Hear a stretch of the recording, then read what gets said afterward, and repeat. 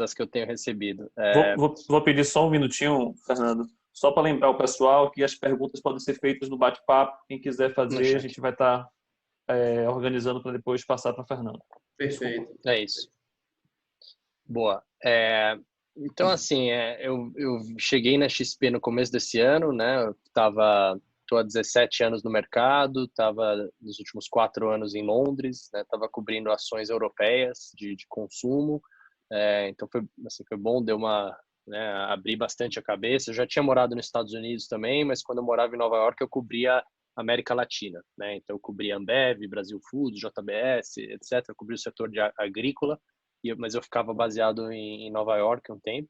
Mas aí, quando eu fui para a Europa, eu fui para sair de Brasil, fui para cobrir, né, setor de mercado desenvolvido, que foi muito bacana.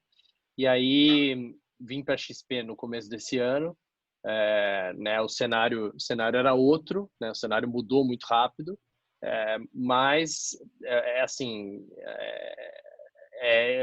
estou muito feliz, né, de ter feito essa mudança, muito feliz de ter aceitado esse desafio, porque a gente vê que tanto num bull market quanto num bear market agora, né, o mercado de queda, as pessoas estão buscando muito conteúdo, estão buscando muita informação, e a gente está liderando muito esse processo, né, de levar informação para os investidores. A gente começou quando a plataforma de conteúdos, o Karel lançou ela com o time ano passado, com essa história de democratizar os conteúdos, e a gente só avançou nessa agenda, né, de democratização dos conteúdos, até a gente chegar num formato de abrir todas as nossas lives e reuniões para o público em geral. E antes, grande parte dessas reuniões, elas só aconteciam para os fundos, né, do institucional, né?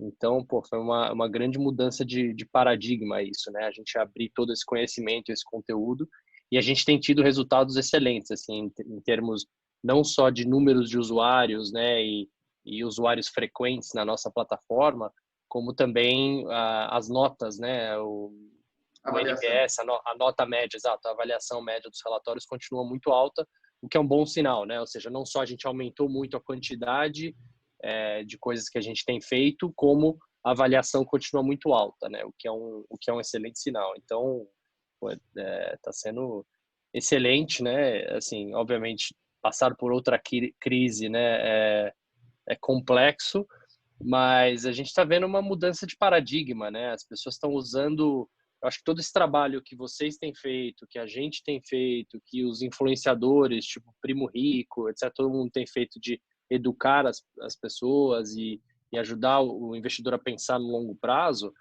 Assim, só em março, né, pessoas físicas compraram quase 20 bi de reais em bolsas. Se você comparar compra menos venda, foi assim, quase 20 bi líquido, né, de compras num mercado que despencou, né? Isso eu acho muito positivo, assim, que as pessoas estão usando esse momento de queda para aumentar a posição em renda variável, porque o brasileiro ainda tem muito pouco de renda variável, né? Óbvio, você tem aquela pessoa que estava muito investida em bolsa, que tinha todo o seu patrimônio em bolsa, que tinha operação a termo e estava, assim, esses caras quebram, né, nesse momento. Então, a gente sempre fala, putz, carteira diversificada, o porquê da diversificação e tudo aquilo, né? Mas, de maneira geral, o brasileiro ainda tem muito pouco renda variável, né? E está usando esse momento de baixa para aumentar a posição, o que é muito legal. Então, acho que é uma grande mudança de paradigma que a gente está ajudando, né, as pessoas a terem essa cabeça de longo prazo, vocês também, todo mundo assim, trazendo esse conteúdo de qualidade para o investidor, que eu acho que é muito diferente, né, do que foi no passado, né? Que as pessoas não tinham acesso. E aí a bolsa começava a cair, o pessoal vendia, se desesperava, vendia na baixa e perdia todo o movimento de alta, né? Então, a gente costuma dizer que a bolsa ela é contraintuitiva, né? Que a hora de comprar é na baixa e a hora de vender é na alta, e não transformar isso em especulação, né? A gente tem batido muito nessa tecla, né? O rebalanceamento. A gente tem lá no nosso asset allocation 30% de recomendação, 22,5%, né, agora. Enfim, a gente tem lá um percentual para o cliente agressivo, e aí a bolsa cai 40%, e quando você olha o global da alocação do cliente, tem espaço, ele tem que defender a renda variável, né? Ele teria que tirar ali do pós-fixado, do multimercado, e defender e, com isso, acabar comprando bolsa na baixa. E à medida em que a bolsa explode, ela ganha ali participação, relevância, participação relativa em relação aos outros ativos da carteira. Seria a hora de ir reduzindo e ir defendendo a outra parte. E quando a gente olha isso de fora, você está comprando na baixa, vendendo na alta, e não é um especulador, né? E aí que vem essa grande pergunta, né? A gente tem duas grandes perguntas. A primeira é, o que vocês acham do cliente que já estava comprado de bolsa, o que fazer nesse momento, e aqueles que não tinham bolsa, né? Aquele cliente que ele era moderado, era agressivo, e por algum motivo estava com medo dos 120 mil pontos, ou, enfim, acabou não comprando. É oportunidade ou não é? O que fazer aí nesses dois cenários? Tá, então vamos lá. Acho que a mensagem para todos, né, é uma mensagem de cautela de curto prazo com otimismo de longo prazo. Então, assim, os próximos 3 meses, a gente não sabe se a gente já chegou no low da bolsa, se a gente tem uma certeza, a gente sabe que o mercado vai continuar muito volátil, né? Então, por isso que a gente diz cautela. Sim, o mercado já subiu quase 30% aí quando bateu 60 mil pontos, só que agora você vai começar a ter os números das empresas saindo, os números econômicos muito ruins, a gente vai ver dados de desemprego indo para a lua, a gente vai ver dados de falências aumentando, né? Então, assim, aí vai ter, né, os casos de coronavírus também subindo muito, então tem uma discussão quanto tempo vai durar essa quarentena, enfim. Vão ser aí diria mais uns 2 meses, até 3 meses complexos, né, de bastante volatilidade. Só que quando você olha para um período mais longo, né, um período de 12 meses, 18 meses, e você olha no passado, todas as vezes que a bolsa caiu 40%, o que aconteceu 12 meses depois, ou 24 meses depois, né, 1 ou 2 anos depois, em todos os cenários a bolsa recuperou, e recuperou muito, né? Assim, subiu bastante. Então, por isso que eu falo, a mensagem para todo mundo é essa, né? Cautela no curto prazo, porque a gente não sabe, né? Assim, o mercado vai continuar muito volátil. Porém, se você tiver um horizonte mais longo, que você tem que ter, né, olhando para a renda variável, o cenário ele é muito positivo, porque a gente acredita sim que o mundo vai voltar ao normal, tá? Óbvio, vários padrões e vários hábitos vão mudar, né? Por exemplo, essa reunião que a gente está fazendo agora, né? Tá todo mundo vendo que funciona. Então, será que tem que ficar pegando avião e viajando, né, para fazer uma reunião? Faz sentido, né? Será que faz sentido? Exato. E a gente estava falando com empresa aérea, a gente está falando com muito empresário, né, essas últimas semanas. E eles estavam dizendo assim, a receita e o lucro inteiro deles vem de passageiro de business, né, executivo, assim, não vem do pessoal de turismo. Que são os Turismo, regulares, né? Exato. O turismo ele faz o volume, né, ele enche o avião, mas quem paga aquele ticket de última hora ali, né, compra no dia anterior e paga um preço absurdo, são as empresas. E isso vai mudar, né? Então, assim, acho que tem várias coisas, vários hábitos aí de consumo que vão mudar, mas a gente não acredita nessas teses de que o mundo mudou, agora, né, as pessoas não vão mais sair de casa. Eu acho que, assim, isso é meio besteira, tá? Na minha opinião, tá? São os excessos, né? Exato, assim, algumas coisas sim vão mudar, alguns hábitos vão mudar, mas eu não acredito nessa teoria. Ontem eu escutei, você tem o mundo pré-coronavírus e o mundo pós-coronavírus, tudo mudou, assim, não é por aí. Eu acho que todas as crises, elas têm uma coisa muito semelhante entre elas, que nunca parece que vai acabar, né? Parece que, putz, assim, o mundo acabou e agora já era, né? Vamos todo mundo sair correndo, porque a gente não sabe quando vai acabar esse negócio. Todas as crises são assim. Óbvio que, por outro lado, todas as crises são diferentes também. Por que elas são diferentes? Porque se a gente antecipasse o que seria a próxima crise, muito provavelmente ela não aconteceria, né? Então, a gente fica olhando lá, putz, como é que tá o mercado de internet, né? Tá uma bolha de internet? Por quê? Porque em 2001 teve uma bolha de internet. Como é que tá a Europa? Porque em 2011 teve uma crise na Europa. Como é que tá o setor imobiliário nos Estados Unidos e os bancos nos Estados Unidos? Por quê? Porque a crise de 2008 foi, entendeu? A gente fica olhando para trás e meio que se prepara com o que aconteceu. Para não repetir o passado. Isso, para não repetir o passado. por isso que quando vem uma crise, todo mundo fala, uma crise sem precedentes. Sim, óbvio, porque... Se tivesse precedente, a gente deveria ter feito o dever de casa. Isso, exatamente. E é geralmente isso que acontece, né? Os governos, todo mundo se prepara. Então, acho que na próxima pandemia, espero eu, né, bate na madeira, que a gente esteja um pouco mais preparado aí em várias frentes, né? Mas, assim, dito isso, voltando à sua pergunta, para quem já tinha bolsa e para quem já estava alocado, o que fazer? Eu acho o seguinte, eu acho que existe a linha de que fala não faça nada, porque, né, assim, o mercado volta, então deixa lá, espera, porque em 12 meses vai voltar.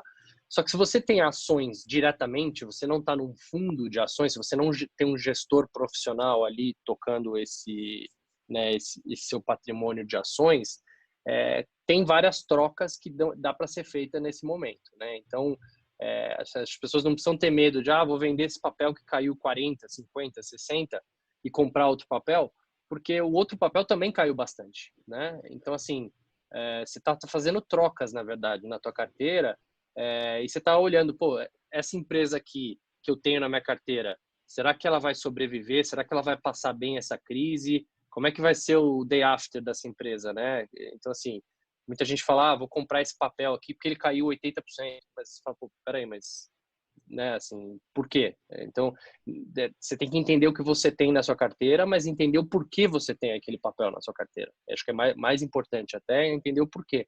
Então, não é hora de ser herói e tentar, né, comprar um papel só porque ele despencou, porque tem tanta empresa de qualidade já super descontado e que você sabe que vai passar super bem nessa crise. Dou exemplo, por exemplo, da Magazine Luiza, que está com 4 bi de caixa líquido, né? Então, imagina, será que a Magazine Luiza vai sobreviver? Assim, não só vai sobreviver, mas assim, vai sair Vai consolidar, super vai bem, ganhar né? market share, porque muita gente Exato, do mercado dela não vai conseguir sobreviver, vai deixar ela... exatamente. Então, exatamente. Então, imagina você passar por uma crise com 4 bilhões de reais de caixa líquido, assim, sem dívida nenhuma. Pô, melhor cenário possível, né? Então, assim, tem muita empresa que ficou descontada, que caiu demais, então dá sim para fazer trocas, né, na carteira e olhar, ter uma carteira mais de qualidade, né, eu diria, porque a gente não sabe quanto tempo vai durar a crise, como é que as empresas vão passar por esse cenário de aumento de falências, de mercado de crédito mais difícil, etc. Então, acho que para quem já tem bolsa, eu diria isso, né? Para quem tem gestores, aí eu acho que você deixou na mão de bons gestores, eles sabem o que fazer, já passaram por crises anteriores, mesmo os caras que caíram demais, também não faz sentido você vender lá embaixo, porque assim, é a mesma coisa de vender ações na baixa, né? E aí, muito fundo de ação é D30, D60, então assim, você vai esperar, acho que Começa não a faz fazer muito pouco sentido. sentido. Começa a fazer pouco sentido. Lucas Total. disse que Então, tinha uma assim, pergunta. Diga, Lucas. Seguindo, Fernando, essa mesma linha que o Diogo perguntou sobre o cliente que entrou lá em cima e está vendo o seu patrimônio derreter e agora, ou que está fora e que está tendo a possibilidade de entrar. Agora, falando especificamente do setor aviação, a gente vê que a XP tem a recomendação de compra para Azul e neutra para Gol. Queria que, se possível, você avançasse um pouco mais nesse setor de aviação. Qual é a perspectiva? Por que a gente mantém ainda uma compra para Azul? E quem tem esse tipo de papel na carteira, como é que pode se comportar também? tá bom. Bom, deixa eu só responder antes disso. Quem não tem bolsa, né, e está olhando agora para entrar, todo mundo me pergunta, esse é o melhor momento para entrar? Você acha que agora a gente já alcançou o vale, né, o low da bolsa? É impossível dizer. A gente só vai saber daqui 6 meses, né? Você olha para trás e fala, puta, aquele era o dia, né? É, sempre olhando para trás, que você sabe, mas o ponto é sim um dos melhores momentos para comprar. Então, o que a gente tem dito é comprar aos poucos e fazer um preço médio, né? Porque se você tiver um preço médio, você primeiro, né? Imagina o cara que comprou aqui, a bolsa caiu 15%, e aí para recuperar tem que voltar bastante para chegar no preço que ele comprou. Se você vai comprando ao longo do tempo, seu preço médio está aqui, né? Não está aqui em cima. Então, quando a bolsa recupera, o teu preço médio ele é menor, então você diminui esse efeito da volatilidade de curto prazo, né? E fazendo aportes ao longo do tempo. Então, acho que essa é a mensagem para quem não tem bolsa. Sim, é um bom momento, não dá para dizer se é o melhor momento, Então, por isso que é bom fazer essas compras espaçadas e fazendo esse preço médio, tá? É muito bom ouvir isso de um profissional do seu calibre, porque é o tipo de coisa que a gente repete. E é igual a diversificação, né? Todo mundo fala disso, e aí, como todo mundo fala, as pessoas acreditam que tem pouco valor a informação, Sim. né? Mas, na verdade, isso está no Investidor Inteligente do Graham, que foi publicado há não sei quantas décadas atrás, né? Ele já falava dos estudos que tinham sido feitos. Mas vamos lá, vamos voltar lá para a pergunta. E aí, falando do setor de aviação, assim, tá num momento super delicado, né, o setor. Inclusive, amanhã vai ter um sector pickers, né, que vai ter um stock pickers especial aí setorial. Hoje teve um de varejo e amanhã vai ter um do setor aéreo, com a Bruna Pezin e com 2 gestores de fundos, de assets, acho que é a Safari e a Dália, para falar só sobre o setor aéreo. O que eu acho? Assim, acho que a Azul ela está melhor posicionada que a Gol, né, no sentido de que eles têm menos exposição a grandes aeroportos, eles têm mais exposição a aeroportos regionais, então tem uma demanda um pouco mais cativa e menos volátil. E se eu não me engano, a questão de balanço dela era um pouco melhor do que a Gol. Estou até olhando no Bloomberg aqui. As duas têm bastante dívida, na verdade, mas a Azul tem menos que a Gol, né, em questão de alavancagem. O problema que eu vejo nesse setor é como vai se dar a recuperação, número 1, e número 2, como vai ser a ajuda do governo, né? Eu acho que assim, está muito claro na cabeça de todo mundo que vai precisar de ajuda do governo, né? Porque, como eu falei, são empresas que são alavancadas, né? Não só financeiramente, mas operacionalmente. Eu não sei se vocês sabiam, mas para você sair do 0 a 0 num avião, né? O break-even no avião, ele tem que estar mais de 65% de ocupação. Ou seja, até 65% dos passageiros no avião, você está só cobrindo o custo. Você só começa, né, a cobrir seu custo e gerar algum lucro quando você está acima de 70% da capacidade. Então, assim, é um setor operacionalmente super alavancado, né? Custo alto, custo dolarizado, né? Assim, acho que a única coisa positiva que tem para o setor hoje é o petróleo, né? Que o petróleo despencou. Mas mesmo no petróleo, eles estão redeados, né? Eles estão redeados para os próximos 6 meses. Então, também não vão se beneficiar muito no curto prazo, né? Então, assim, é um cenário super complexo. Quando a gente fez aquela live com o ministro Paulo Guedes, ele deixou muito claro, né, que ele falou, olha, não tem como deixar esse setor quebrar, né? A gente tem que ajudar porque as empresas estavam super bem, não foi culpa delas, né? Caiu um meteoro, os caras tiveram que parar totalmente a operação. E quando passar o coronavírus, todo mundo vai querer voltar a viajar, né? Tirar férias, pegar um avião. Como é que você faz se não tiver a empresa aérea funcionando, né? Então, tá claro na cabeça do governo que eles têm que ajudar. O BNDES já criou esse programa, né? Quantos bilhões são? Eu esqueci, 10 bilhões, 15 bilhões, eu não lembro exatamente o número, que é específico para o setor aéreo, e eles vão participar via debênture conversível, né? Ou seja, eles vão dar uma dívida para a empresa com um percentual que pode se tornar equity, né? Então, o BNDES provavelmente vai virar acionista dessas companhias. Por que essa estrutura ela é boa? Por que eu gosto da história de debênture conversível? Porque o Montesano, quando ele falou sobre isso, ele disse lá que o preço, né, as opções que vão estar embutidas nessa debênture, elas vão ser a preços provavelmente ali pré-crise ou muito próximo pré-crise, ou seja, preços bem acima do preço de tela atual. Então, isso é bom porque se esses debêntures se transformarem em ações, significa que o setor recuperou, que os preços das ações subiram e você está gerando uma diluição para o acionista atual muito menor. Que imagina o cenário que o governo chega e fala, beleza, eu vou comprar equity, vou comprar ações, vou injetar dinheiro nessas companhias via uma injeção de capital. Né? A diluição seria brutal, né? Exato, assim, até uma diluição bizarra, porque o papel caiu 80%, né? Então, para quem era acionista lá atrás, é muito pior, né? Porque você gerou uma diluição num preço lá embaixo. A debênture conversível não, porque ela vai dar um fôlego de caixa para as companhias ali de 2 anos, 3 anos, eu não sei exatamente o prazo. E aí, se os papéis recuperarem e passarem aquele preço ali de conversão, aí sim o BNDES vira acionista. Então, se ele virar acionista, quer dizer que é um bom sinal, né? Quer dizer que as ações Excelente. recuperaram e ele, E né, todo mundo assim, saiu ganhou. ganhando nisso, né? Isso, exato. Todo mundo saiu ganhando. O Dá uma acionista ideia. atual, o governo, e aí o BNDES pode pensar em vender essas participações lá na frente, enfim. Mas Excelente. eu acho que o governo está muito claro na cabeça deles, né? O que tem que ser A feito. gente recebe sempre algumas perguntas assim, quando, né? Quando que a gente volta para 120 mil pontos? Quando que a gente volta para X mil pontos? E me insistiram muito para fazer essa pergunta, né? Porque eu sempre falei, olha, eu nunca aprendi nenhuma análise de tempo, né? O que eu sei é análise de preço, de valuation ali que vai dar um preço, e a gente vai projetar as coisas no tempo. Mas, para o pessoal entender um pouco com mais clareza como é que funciona isso, no último relatório a gente soltou 94 mil pontos a nossa perspectiva para o final do ano. Você pode agora ser um pouco mais técnico, não muito, né? Porque o pessoal quer saber, mas na hora que a gente começa a explicar, desliga, porque fala, não estou entendendo nada. Essa construção, como é que se dá essa construção de 94 mil pontos? Né? Como é que você chega nessa... Eu vou só complementar a pergunta, Diogo, desculpa.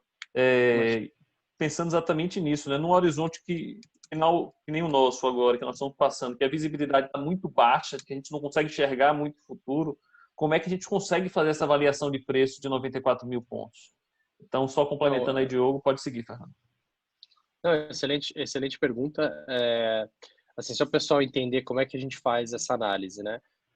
A gente cobre mais ou menos uns 80 papéis na bolsa hoje, então a gente cobre uma boa parte aí do índice Bovespa, né? E algumas companhias que estão fora do índice também, mas a gente tem estimativas de lucro para essas companhias, né? Para os próximos anos. Então, aqui do lado da estratégia, o que a gente faz? A gente consolida todas essas estimativas de lucro, né, das companhias, e a gente olha principalmente para os próximos 2 anos aqui, então agora 2020, 2021. A gente faz um agregado dessas estimativas, ou seja, quanto que é o lucro da bolsa, né? Então, somando lá todos os lucros das companhias para chegar, bom, o lucro estimado da bolsa é X para esse ano e X para o ano que vem, tá? Com base nessa estimativa de lucro, a gente usa um múltiplo, né, de preço sobre lucro para falar, bom, ok, o lucro é tanto, com um múltiplo de 10 vezes, 12 vezes, que seja, né, e aí a gente vai determinar esse múltiplo conforme o histórico, conforme, né, crises anteriores ou conforme a visão que a gente tem para frente, enfim, determinar esse múltiplo é um pouco mais complexo, que eu acho que não vale entrar no detalhe, entra questão de juros também, pode impactar nesse múltiplo, etc. Mas, assim, de linhas gerais, é isso, lucro da bolsa e quanto você paga por aqueles lucros, né? Qual que é o múltiplo correto para aqueles lucros.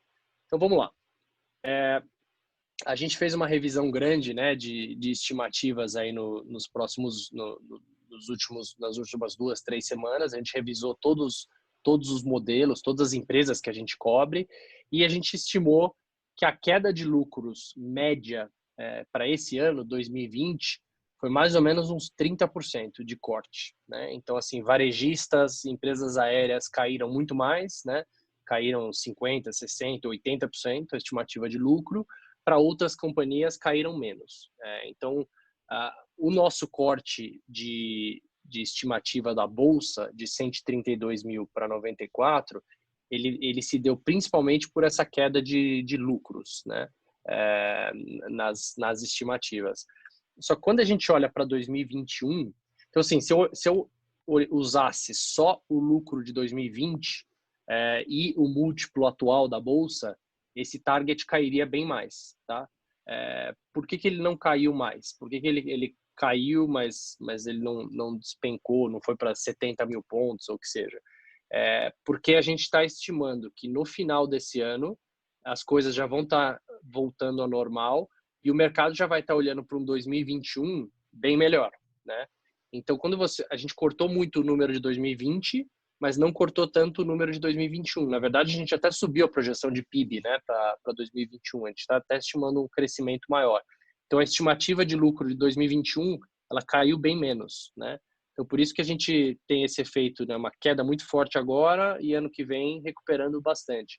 Então, por isso que a gente estimou, olha, ainda assim tem um upside grande na bolsa, com base nesse cenário de que o mundo volta ao normal e que em 2021 as coisas normalizam. Qual que é o risco, né, dessa estimativa? O risco é se essas quarentenas durarem muito mais, se a gente não voltar ao normal nos próximos meses e se o impacto nos lucros das companhias for muito mais estrutural do que transitório, né? Por enquanto a gente está estimando um impacto transitório ali, primeiro e segundo tri, principalmente, né? Que a gente está estimando. Se esse negócio começar a se arrastar e o impacto for mais duradouro, aí pode ser que a gente tenha que revisar novamente, entendeu? Então é só para vocês entenderem como é que a gente faz essa estimativa. Perfeito. Então, nessa estimativa que vocês fizeram, vocês também consideraram aquele consumo que vai ser deslocado, né? Que não está ocorrendo agora, mas que ocorrerá ali na retomada da economia. Lucas, quer fazer outra pergunta? Exatamente. A outra é a seguinte, Fernando, aproveitando o seu gancho que você trouxe aí sobre essa análise dos setores, dentro dessa dinâmica que a gente está vendo hoje, desse cenário de recuperação mais ou menos em V, que foi o que você disse, caindo em 2020, aumentando em 2021, quais seriam assim os principais setores para a XP, né? O que é que vocês estão vendo aí com maior potencial de recuperação, os setores mais atrativos de geração de riqueza nos próximos 12 meses, digamos assim? Ontem eu fiz uma pesquisa no meu Instagram, fernandoferreira.xp, tive umas 1000 respostas no final de como vai ser essa recuperação, né? Se vai ser em L, em V, em U, em W. Aí teve bastante gente que até respondeu, não, vai ser recuperação em formato do logo da Nike, né? Que é aquela recuperação cauda longa, é a cauda longa lá, infinita. Exato. Teve gente que falou que a recuperação em raiz quadrada, enfim, tem um monte de formatos, né? Mas 40% das respostas... Peraí, vocês estão ouvindo o barulho aqui? Não. Tá tudo bem aqui. Tem um barulho. Tá. Tem uma construção aqui do lado que está fazendo um barulhão. 40% das respostas foram recuperação em U. Então as pessoas estão um pouco mais negativas até, esperando que, né, a coisa demore mais a recuperar, que a gente fique num vale aí por um tempo um pouco maior, né? Engraçado, assim, interessante de ver que as pessoas estão com uma cabeça mais negativa até, né? A gente teve umas 1000 respostas ali no final. A gente sim tem uma estimativa de recuperação em V, porém é um V que, assim, a segunda parte do V, você não chega no, né? É um V torto aí, né? Porque a gente estima que para voltar no nível de atividade que a gente tinha ali em janeiro de 2020, provavelmente demore até o meio do ano que vem. Assim, é algo que a gente vai recuperar provavelmente 60%, 70% de onde a gente estava, né? Então ali ainda é algo que não voltou 100% normal e que aí demoraria até pelo menos o meio do ano que vem para essa recuperação acontecer, né? de forma que a gente volte para o cenário passado. Quais são os riscos, né, dessa estimativa? São dois principais riscos. O primeiro que a gente está olhando é o mercado de crédito, né? Ou seja, é importante que o mercado de crédito funcione, que as empresas consigam acessar esse dinheiro que o governo está anunciando, né? Essas medidas desse pacote anticrise. O Brasil já anunciou dinheiro para caramba, né? Acho que só o Banco Central foi quase R$1 trilhão de liberação de injeção de liquidez no sistema, mais as políticas fiscais aí do Paulo Guedes, de mais 400, 500 bilhões, né? Se você tirar ali o que tinha de Banco Central. Então, assim, o Brasil já anunciou muita medida, só que a dúvida é, quando você fala com os empresários, as pessoas estão falando, pô, eu não tô vendo esse dinheiro. Cadê esse dinheiro? Cadê? Exato. A gente vê lá a notícia, e aí, como é que eu acesso esse dinheiro, né? Você vai no banco, o banco não está dando dinheiro nem para a empresa AAA hoje em dia. Assim, eles estão segurando esse crédito. Então, por isso que o Banco Central está tentando aprovar essa PEC para que eles consigam dar dinheiro direto para as empresas, consigam comprar títulos no mercado, que é o que o Fed está fazendo, né? O Fed já injetou, que é o Banco Central Americano, eles já injetaram 1,6 trilhões de dólares no mercado americano em coisa de 3 semanas. Para vocês terem ideia, em 2008, o Fed injetou 1,3 trilhões em 4 meses. Então, agora, em 3 semanas eles já injetaram mais do que injetaram no mercado em 4 meses, né, durante 2008. É que a Então, assim, o última Banco grande Central... crise eles foram mais lentos e foi muito duro, né? Foi muito Isso, criticado, ficou para a história isso, né? Que eles deixaram quebrar. exatamente. E aí eles se anteciparam, Exato. isso até que acabou jogando ali gasolina no fogo, né? Todo mundo começou a ficar mais pessimista com as notícias por conta disso, né? Pô, mas eles estão cortando, aí cortaram de novo e estão se movimentando e todas as notícias que elas são boas, essencialmente, acabaram ali acendendo a luz do pânico, né? Tipo assim, pô, a gente está no meio de ruído, a gente tem um monte de expectativa de mudança no fundamento que ainda não se concretizou, vai demorar para sair nos balanços e o Fed está se movimentando ali com muita velocidade, então Exato. gerou essa ansiedade no mercado e gerou ansiedade também do, pô, mas e se agravar, ele já não vai ter muito mais o que fazer, né? Mas eu queria fazer uma pergunta, pegando o seu gancho, para falar um pouquinho dos bancos. Eu vejo assim, o mercado de crédito ele sumiu o comprador, aí os fundos começaram a precisar ter saques gigantescos e precisaram queimar vários títulos. A gente viu vários papéis como Vale, Petro negociando ali IPCA mais 6, IPCA mais 5 isento, coisa que se o banco fosse emprestar para a Vale vai falar, ó, eu pago CDI mais meio, com muita boa vontade.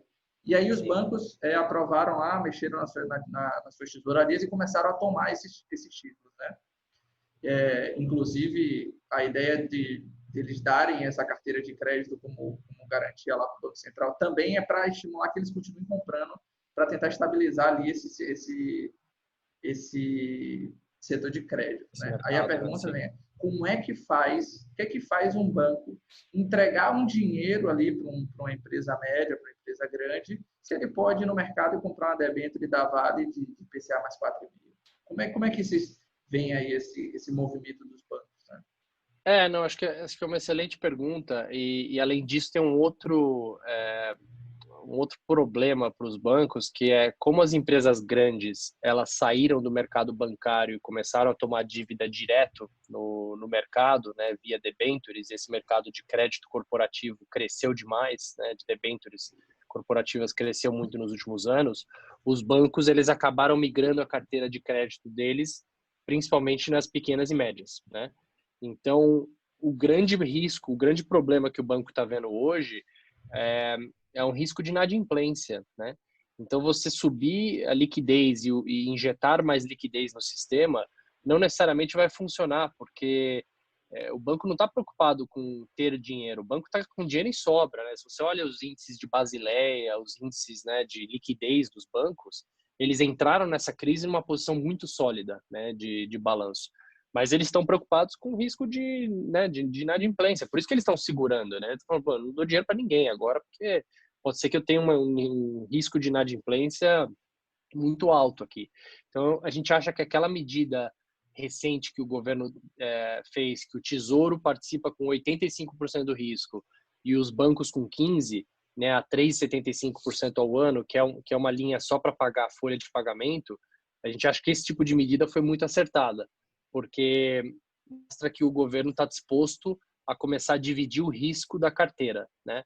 Isso é muito mais importante para o banco hoje em dia do que a questão da liquidez em si, né? Do crédito, de ter dinheiro para dar crédito. Que isso eles têm de sobra, só que eles estão segurando. Então, a gente acha que o governo vai ter que pressionar no bom sentido, né? De fazer mais medidas que eles participem do risco desse negócio, senão essa liquidez acaba ficando empossada ali na mão dos bancos, né? Assim, dito isso, a gente olhou, né, Banco do Brasil negociando em múltiplos que não negociaram nem em 2008, né? Assim, 3,5 vezes lucro do ano que vem, pô, assim, é muito baixo, né? Agora subiu, agora já está em 4,30, mas que também é super baixo, né? Então, assim, Banco do Brasil vai ser impactado por essa crise? Sem dúvida nenhuma. Isso já está no preço? Eu acho que sim, né? Parece que sim. Por isso que a gente continua bem otimista com o Banco do Brasil. E, de novo, quando falamos com o ministro Paulo Guedes, eu até perguntei para ele, falei, bom, você falou bastante de Caixa, de BNDES, mas não mencionou nada de Banco do Brasil. Não vai ter nenhuma medida usando o Banco do Brasil?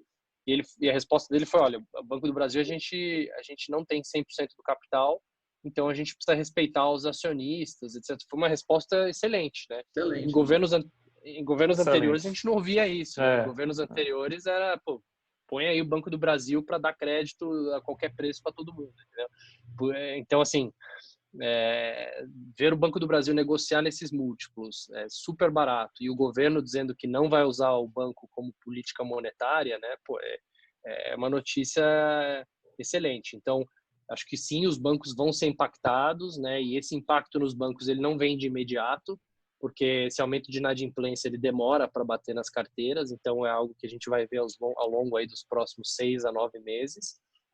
Mas eu acho que grande parte disso já está bem precificado, tá? Então, a gente gosta do setor bancário, mas o top pick aqui é Banco do Brasil. Excelente, excelente. Outra coisa que a gente, mudando um pouquinho de assunto, né?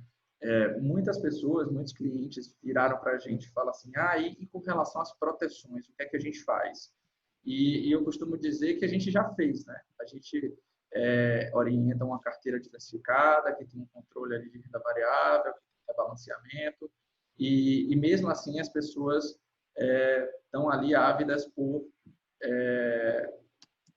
proteções, e quando a gente vê esse nível de volatilidade, as pessoas geralmente fazem isso, né? Aprendem uma forma, compra put. Só que agora as puts estão inviáveis, estão caríssimas, né? Não faz muito sentido.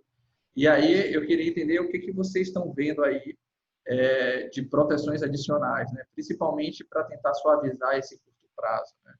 A gente costuma falar que o longo prazo é a soma de diversos curtos prazos, né? Se você não tiver ali paciência e resiliência, você nunca vai conseguir alcançar ali o longo prazo. O que é que vocês da XP estão olhando aí? O que é que estão indicando? Olha, só completando o Diogo, dentro daquela lógica da carteira Top 10 da XP, né? Que tipo de proteção adicional o cliente que vem seguindo aquela carteira pode colocar no seu escopo? Tá bom. Bom, vamos lá. Acho que algumas coisas, né? Acho que a primeira delas é tentar usar, para quem quer comprar proteção, né, e está preocupado com o mercado voltar a cair, etc., eu acho importante usar esses dias de alta na bolsa para adicionar essas proteções na carteira, né? Por exemplo, o cliente que não tinha nada em posição internacional, que quer adicionar alguma coisa em dólar, putz, será que faz sentido comprar agora que o dólar está 5,17? Assim, eu não sei para onde vai o dólar, ninguém sabe, né? O seu dólar é impossível projetar, a variável mais difícil de projetar que tem é o dólar. Mas para quem não tinha nenhuma exposição internacional, faz sentido ter alguma exposição internacional, tá? Que não necessariamente fundo cambial, mas assim, dá para comprar S&P, dá para comprar fundos de gestores internacionais, né? Então, que eu acho muito melhor do que fundo cambial, né? Porque fundo cambial você está comprando moeda, né? Você não tem nenhum rendimento ali naquele negócio, só está operando a moeda, né? Então, eu acho que essa é uma das proteções. Outra proteção, tem gente que gosta de ter ouro na carteira, e eu acho que faz muito sentido ter ouro, tá? Porque a gente está vendo um nível de emissão de papel moeda pelos governos que a gente nunca viu antes, né? Então, assim, os Estados Unidos já imprimiu 2 trilhões, está falando em imprimir mais 1 trilhão, assim, uma maluquice, né? O tanto de dinheiro que está sendo impresso no mundo, que em algum momento assim, vai existir uma discussão das moedas perdendo valor, né? As moedas de forma geral perdendo valor e ativos reais valorizando, né? Que aí tem uma série de ativos reais, né? E o ouro é um deles, né? Então acho que eu acho que não teria muita exposição ao ouro, porque o ouro também tem esse problema de não ter rendimento nenhum, né? Não paga dividendo. Essa era a pergunta que eu ia fazer agora, né?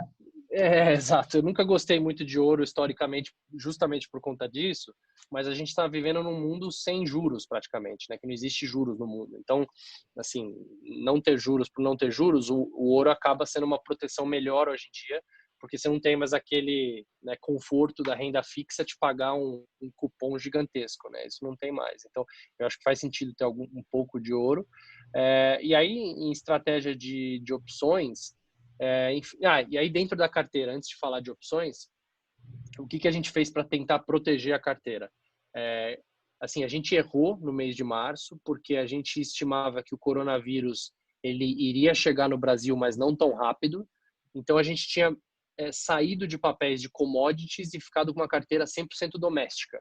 Porque a gente falou, bom, como está um cenário de recessão global, quem são impactadas são as empresas com exposição global, né, as empresas de commodities, e as empresas domésticas vão ficar um pouco mais protegidas nesse cenário de recessão global. A gente não estimava que dali 2 semanas já ia ter todas as lojas fechadas no Brasil, né? A gente esperava que isso ia demorar um pouquinho mais a acontecer. Então, o que a gente fez agora no mês de abril foi voltar para papéis. Como tudo caiu, e tudo caiu ao mesmo tempo, né? Acho que esse é o benefício de um mercado que cai, tudo cai junto, né? Que dá muita oportunidade para fazer essas trocas. Então, a gente falou, bom, o papel de commodity caiu tanto quanto os papéis domésticos, só que você olha as commodities, minério de ferro, a celulose, as proteínas, estão super estáveis, né? Porque a China já está voltando ao normal. E além disso, o câmbio foi para 5,30, né? Então essas empresas, né, a JBS, a Marfrig, a Vale, a Suzano, a Klabin, pô, elas vão se defender muito bem nesses próximos 3 a 6 meses, né? Nos resultados delas vão ser muito bons. Então isso foi um jeito de adicionar proteção na carteira, porque a gente está adicionando posições de empresas dolarizadas, né? A gente está adicionando posições de empresas que têm umas receitas muito mais defensáveis, né, no momento atual, porque são muito expostas à China e a China já está voltando ao normal, né, principalmente do lado industrial, né, que beneficia as commodities. Então foi um modo de proteger a carteira, migrar para papéis de qualidade com receitas mais defensáveis, que foi o caso do Pão de Açúcar também, que a gente adicionou na carteira esse mês. E aí, assim, em opções, eu concordo com vocês, opções estão caras no momento, né? Mas assim, estava olhando aqui, a vol implícita chegou a bater 100% de volatilidade implícita, agora está em 58%, que ainda é extremamente alta, né? Assim, dá para fazer algumas opções estruturadas, né? De você comprar uma put, vender um call spread, não sei o que. Você faz assim, algumas estruturas que dá para reduzir o custo, mas ainda assim é caro adicionar né, opções de baixa no momento atual, mas dá para fazer estruturações ali que reduzem o custo médio ao invés de ir lá comprar uma put seca, né? Porque se comprar uma put seca, você vai pagar um preço da volatilidade ali muito alto, né? Perfeito. Ainda nessa linha de proteções, né, a gente percebeu, de fato, assim, um amadurecimento na maioria dos clientes, muita gente trazendo dinheiro novo para defender a posição de renda variável, muita gente mais preocupada, de fato, em comprar do que vender, porém, a gente ainda tem ali o estigma, né, como se a Bolsa fosse a Petrobras e o único ativo protegido, né? A única empresa que com certeza não vai quebrar e seja lá o que aconteça. O que a gente fala para um investidor desse na hora dessa, né? Principalmente com todo esse problema aí da Arábia Saudita. É engraçado, né? É o fim de um como é que é o nome? Como é que é o termo? Quando as pessoas combinam o preço? Oligopólio? Cartel. É o fim de um cartel, sendo que cartel é uma atividade ruim, né? É uma conduta ruim. Mas a gente tem esse cartel e o fim do cartel está trazendo aí ainda mais ansiedade para as pessoas com relação à Petrobras, né? O que a gente fala aí sobre isso? Assim, a gente tá restrito em petro, mas a gente pode falar de petróleo e o que a gente está vendo das commodities em geral, tá?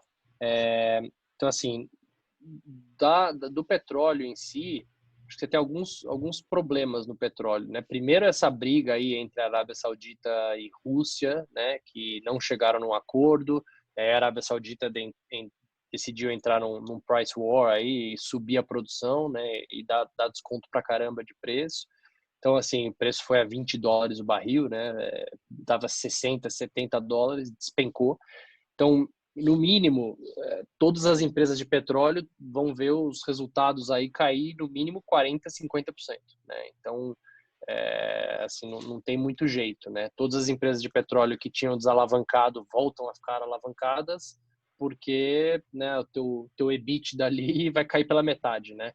Então, uma mesma quantidade de dívida, a sua alavancagem dobrou, né, da noite para o dia. Então, esse que é o problema de setores cíclicos, né, setores de commodities, quando o preço da commodity muda, você é um price taker, né? Você não está... É diferente de uma Ambev, que decide qual o preço da cerveja que ela vende, né? O caso de empresas de petróleo, empresas de minério de ferro, etc., ela usa o preço de mercado, né? Então, acho que tem esse risco aí. Então, você tem essa questão da oferta, né? Gerou um problema grande ali, né, enfim, dos Estados Unidos começar a se envolver nessa briga, né, e agora o Trump está dizendo que, né, tentou intervir, e aí vai ter a reunião do OPEP amanhã para ver se eles decidem finalmente num corte de produção. Então vamos assumir que eles decidem cortar a produção amanhã, né, e aí beleza, o mercado se anima, tal. Tá, mas qual que é o cenário de demanda do petróleo depois disso? O cenário é muito ruim ainda, né, porque assim, o que vai ser do setor aéreo? O que vai ser do setor de transporte? Quanto tempo vai demorar para o setor aéreo recuperar? Assim, a gente estava falando com o pessoal na China, eles acham que as restrições de viagens, né, de viagens internacionais, de pessoas indo para a China, saindo da China, etc., é coisa de até o final desse ano. Assim. Eles acham que o medo de uma segunda onda é tão grande na Ásia, né, uma segunda onda de casos, que mesmo que a China fique sem caso nenhum de coronavírus, eles acham que não volta a liberar viagem internacional até pelo menos o final desse ano. Então, assim, qual o impacto de demanda que essa recessão vai ter sobre o petróleo? Vai ser gigantesco, né? Assim, vai ter muito impacto de demanda. Então, mesmo que corte a produção, assim, o que a gente tem, que o nosso analista tem dito é que dificilmente o petróleo volta para aqueles níveis anteriores, né? Não foi só um problema de oferta, mas também um choque de demanda muito grande ao mesmo tempo. Por isso que a gente prefere muito mais a Vale. Hoje a gente tem a Vale na carteira, porque a China, que é o grande comprador de minério de ferro, já está voltando, né? E está voltando com força. E a China ela vai estimular a economia, como eles sempre fizeram, via investimento, né? Porque consumo na China ainda está devagar, né? As pessoas estão com medo de sair de casa e estão voltando muito devagar aos costumes anteriores, restaurantes estão vazios, etc. Só que o governo está botando o pé no acelerador no investimento, como eles sempre fazem. E isso é muito bom para as commodities, né? Então, se olha o preço do minério de ferro, caiu lá de $90 para 80, assim, tá extremamente estável, né? Assim, continuou meio de lado aí e com o câmbio indo acima de 5, né? Teve quem falou que não caiu, né? Falou assim, não, queda é o que a gente teve aqui, o que as bolsas tiveram, o minério de ferro praticamente não caiu, né? Praticamente não caiu. A celulose caiu um pouco, mas também se manteve. O preço das carnes, né, caiu, mas agora já está voltando, porque a China está com um déficit de proteína gigantesco, né, porque eles tiveram um problema no rebanho de porco no ano passado. Então, hoje em commodities a gente prefere, né, minério, celulose e proteínas, porque eles são mais dependentes de China e China já está voltando mais ao normal, né? O petróleo é uma commodity global que é muito mais dependente de nível de atividade econômica no mundo, né? Então é uma commodity muito mais global do que as outras commodities que eu falei, que são muito mais dependentes de China, né? E a China realmente já está dando sinais de volta aí a mais à normalidade. Excelente. Excelente. Lucas, você não quer fazer a pergunta 7, não? Já que você, Fernando, antes de estar na sede, já que você está falando da carteira Top 10, né, que é essa carteira que a XP divulga todo mês, que tem andado de uma forma bem positiva, superando o Ibovespa, eu quero entrar só numa parte um pouco mais operacional para o cliente. Alguns dos nossos clientes seguem ela de uma forma rotineira, fazendo as alterações todo mês, mas alguns ainda têm dúvida. Alguns clientes falam assim, poxa, escolha na top 10 a melhor daquelas 10. Como é que eu vou pegar essa top 10 e conseguir ganhar dinheiro com ela? Como é que eu compro? Explica para a gente um pouquinho como é que deve ser assim a lógica e a operação de um cliente ao seguir uma carteira como a top 10 da XP. Olha, acho o seguinte, se você escolher sempre ali um ou dois papéis da carteira, né, são sim papéis que a gente gosta, né, e que a gente tem recomendação de compra, etc. Mas você vai estar correndo um risco intrínseco àquela empresa muito maior, né, porque a sua diversificação ela vai ser bem menor.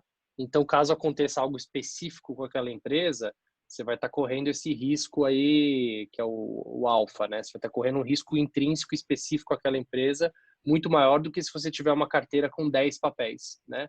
Porque aí se acontece algo específico com aquela empresa, você pelo menos diluiu esse impacto entre aquelas 10 companhias, né? Então, quando você fala com gestores de ações, a maioria deles tem 30 papéis na carteira, né? 30, alguns têm 50, outros têm 15, mas assim, ninguém tem menos do que isso, tá? E justamente por esse motivo, né? Porque se acontece alguma coisa em um dos papéis da carteira, o gestor ele não quer ter mais de 10% da carteira em nenhum papel, entendeu? Então, se você vai lá e compra só 3 ações e dá certo, pô, beleza, golaço. Mas você está correndo um risco enorme, né? Porque aconteceu alguma coisa intrínseca ali específica naquela empresa, pô, você tem 3 papéis, 1/3 do seu portfólio, né, evaporou ali, da sua carteira, foi muito mal, entendeu? Então, é importante sempre pensar em qual percentual você tem em cada papel, né? Eu tenho 50% da minha posição em Vale, né? Ou 50% da posição em Banco do Brasil. Pô, assim, é bastante, né? E por isso que a gente fala do Agressivo. é agressivo, exato. Não, e se diz Mas ainda que a gente... eu tenho 50% do Banco do Brasil e eu sou um investidor Conservador. conservador. Conservador, exato. Eu sou Você não está conservador. sendo conservador, né? Você está sendo extremamente agressivo. Então, assim, entender o poder da diversificação dessa forma, né? Quanto que eu tenho de risco né, em cada uma das minhas posições. Então, por isso que as pessoas falam, putz, eu vou comprar um papel da carteira ou 3 papéis da carteira. Ok, mas entenda o risco que você está tomando. Então, não coloque todo o seu percentual, os 30% da sua carteira que iriam para renda variáveis, não coloque em um papel só, em 3 papéis, né? Você pode até colocar em um papel ou 3 papéis, mas também aí usa o resto, todo o dinheiro para investir num fundo, né, que tem um gestor por trás, enfim. Acho que é isso, Fazer uma entender composição de renda variável, né? isso. Muito mais Exato, eficiente do que tentar concentrar. exato, exatamente. Excelente, excelente. Se eu voltar então, Diogo, para o que você tinha falado, a gente está aí, Fernando, diante de um possível déficit fiscal, né? Voltando para o cenário, o déficit fiscal tende a ser bem alto em Grande, 2020. Como é que vocês estão enxergando isso? Tem um cenário de aumento muito grande de inflação? Como é que estaria aí uma projeção da Bolsa num cenário negativo? Não um cenário base, um cenário negativo diante de algo mais crítico que possa acontecer assim com a economia por conta desse déficit fiscal mais acelerado? Não, uma excelente pergunta. A gente acha o seguinte, tem um lado positivo dessa história, dá para dizer que tem algum, mas é o fato de que isso vai acontecer no mundo inteiro, né? Então, não é um problema que a gente está gerando um mega déficit fiscal e o resto do mundo não. Quando isso acontece, quando isso acontecia no passado, isso era muito ruim, né? Porque todo mundo quer sair de Brasil e investir em outro lugar. Hoje em dia, o mundo inteiro vai passar por esse cenário, né? De déficit fiscal recorde. Então, no relativo, né? Não vai piorar muito versus o resto do mundo. Só que, por outro lado, a gente não tem uma maquininha de imprimir dólar, né? Como os Estados Unidos têm, que eles estão imprimindo dólar infinito e o dólar continua subindo, né? Assim, ninguém se preocupou né, em vender dólar porque os Estados Unidos tá imprimindo uma quantidade absurda lá de dinheiro. Então, obviamente que eles vão conseguir sair primeiro dessa crise, né? Porque eles têm um firepower, que a gente chama, né? Um poder de fogo muito maior. Para o Brasil, vocês estão me ouvindo ou não? Sim, sim, ouvindo bem. Tá. Boa. Eu achei que tinha travado.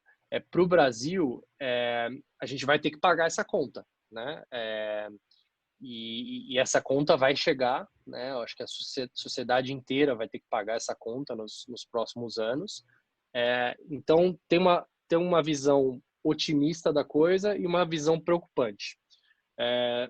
A visão, deixa eu começar pela visão preocupante, depois eu falo otimista, mas a visão preocupante a gente vai começar a ver mais propostas mirabolantes / esdrúxulas, né, de vamos taxar não sei o quê, vamos aumentar imposto para 50%, vamos fazer isso, vamos fazer aquilo, vamos taxar grandes empresas, vamos taxar investimento, vamos voltar a CPMF, assim, você começa a ter e assim, se preparem para esse tipo de noticiário, porque, né, vai surgir ali é inevitável, vai surgir no Congresso todo tipo de ideia, né, de como a gente vai pagar essa conta. Então, isso é um lado que vai acontecer, é inevitável.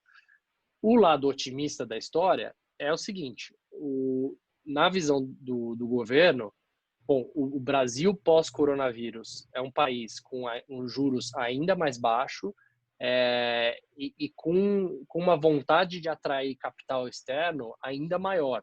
Por quê? Porque muitas multinacionais perceberam que não dá para ficar 100% expostas na China e depender 100% de um país. Porque se a China fechar novamente, pô, assim, é caos, né, nas redes de suprimento globais. Então tem muita multinacional já pensando em como dividir o risco, né, diluir esse risco. Diluir esse risco e ter hubs, né, em vários mercados emergentes. E o Brasil, querendo ou não, um país de mais de 200 milhões de consumidores, é um país que é democrático, que as regras funcionam, que tem instituições fortes, então, e que vai ter um juros ainda mais baixos saindo dessa crise, e com o governo querendo atrair muito investimento, principalmente para infraestrutura, né, esses projetos estruturantes. Então, eu estou vendo tanto no Congresso quanto no governo uma vontade de usar esse momento atual para reduzir a burocracia e facilitar para que as fazer empresas... as reformas necessárias, né? Para se preparar aí. Perfeito. Aí seria o cenário que, mudando de lado, ficando um pouco mais positivo para a gente. Porque aí facilita, né? Ele usa esse cenário para facilitar a vinda de investimento, para facilitar as empresas empregarem, abrir uma empresa, investir. Então, na verdade, tocar todas essas reformas estruturantes para o país e usar esse movimento para conseguir aprová-las, né? Então, essa é a visão otimista da coisa, que eu tô mais nesse campo. Eu acho que a visão do governo e do Congresso é muito por aí, de não, vamos usar esse momento de crise para avançar nessa agenda, só que saibam que aquelas ideias mirabolantes lá, elas vão surgir no noticiário. Vão surgir em algum momento, excelente. Me diga uma coisa, Fernando, a gente está batendo aqui 1 hora já de reunião, a gente ainda tem algumas perguntas, como é que você está aí de tempo? Como é que você está? Cara, eu tenho uma outra agora, mas eu posso ficar mais uns 10 minutos, pode ser? Bom, não, tá mais que suficiente. O Lucas separou aqui 3 perguntas aqui do chat. Dá uma olhada aí, Lucas, se dá para responder em 10 minutos. Vou começar pela primeira, para ir direto. Setor de siderurgia, Fernando. Pode falar. Vou responder mais rápido, mas siderurgia é um setor difícil, porque é um setor bem alavancado, né? Que as empresas vão sofrer, não só alavancado financeiramente, só como operacionalmente também, é um setor muito alavancado, e boa parte dessa dívida é em dólar, né? É um setor que vende também em dólar, então teoricamente eles são protegidos aí no câmbio, só que a demanda doméstica está despencando, né? Porque você vê a venda de veículos caindo 50%, empresas já pensando se vão lançar, né, projetos imobiliários ou se vão segurar, enfim. Então, a gente prefere muito mais estar exposto ao setor de minério de ferro, né, via Vale, do que o setor siderúrgico. Óbvio, o setor siderúrgico caiu 70%, né? Então, se você tiver estômago para segurar esse cenário difícil, bem difícil nos próximos 6 meses, e esse setor recuperar, pode ser que tenha até mais upside que a Vale num horizonte de 2 anos. Então, a gente gosta ainda de Gerdau, né? Acho que CSN é neutro. E os Minas, eu não lembro se era compra, mas a preferida é Gerdau, né, no setor siderúrgico. Mas é um setor mais complexo, né? Um setor que vai passar por momentos difíceis porque a demanda despencou, né? Por isso que a gente está olhando, por isso que eu falei de celulose, frigorífico e minério, que são setores que a commodity está muito melhor. No caso do aço, né, a demanda despencou, a dívida é dolarizada, então a alavancagem vai subir bastante, então é um setor mais volátil. Né? Tem outra pergunta aqui, é sobre uma das ações assim ainda mais queridas dos investidores no Brasil, né? Sobre a Petrobras.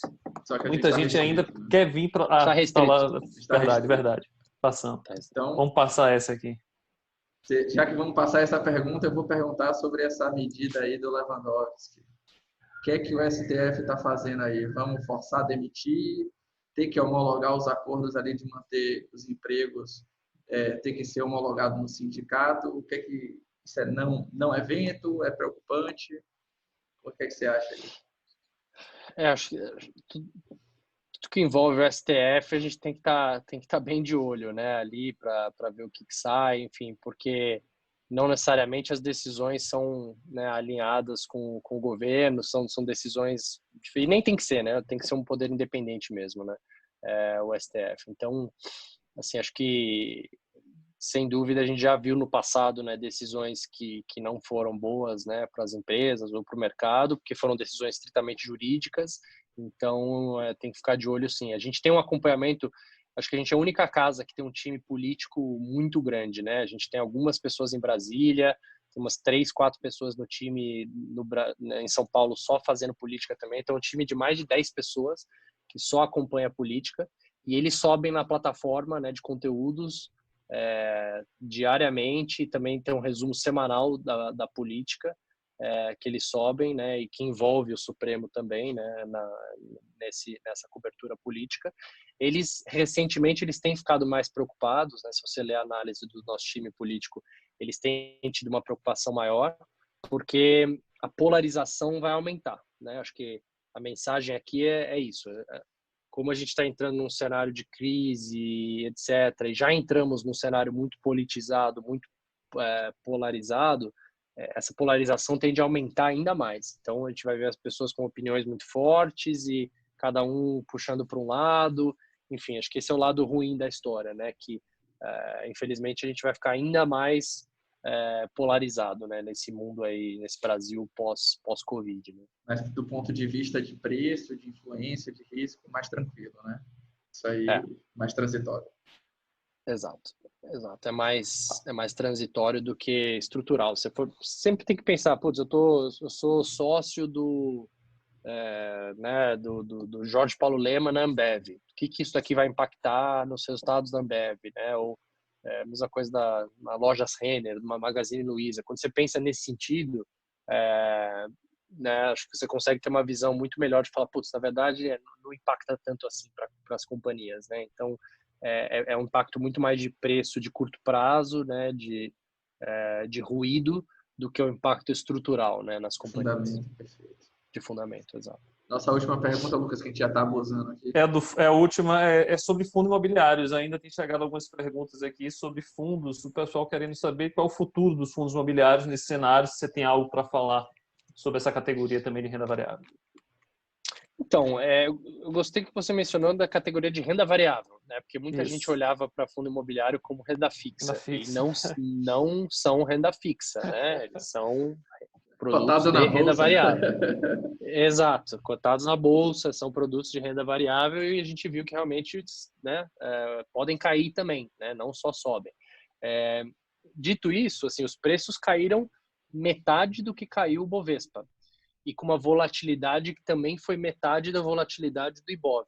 Então, quando você olha o retorno ajustado por volatilidade, eles estão se comportando como deveriam, que é um retorno menor, retorno menos volátil, né? Que é muito similar aos papéis de dividendos, né? Se você olhar os papéis que pagam muito dividendo do setor, por exemplo, de geração e transmissão elétrica, eles também caíram menos que o Bovespa e com uma volatilidade menor. Então, é interessante olhar o IFIX, né, e os fundos imobiliários e comparar com o setor das empresas que pagam muito dividendo, porque é muito semelhante, né? São papéis mais defensivos, porém são papéis de renda variável. E também tem um outro agravante, que a liquidez desse mercado e o tamanho desse mercado é muito menor do que o mercado de renda variável, de ações, né? Então, quando os investidores correm para vender, a porta ela é muito menor de saída, né? E você vê movimentações de preço em fundos específicos caindo 30%, caindo 40%, assim, por conta disso. A liquidez ela é muito mais apertada, né? Mas isso traz oportunidade também, né? Porque você já tem vários fundos aí imobiliários pagando 8, 9% de dividendo isento, né?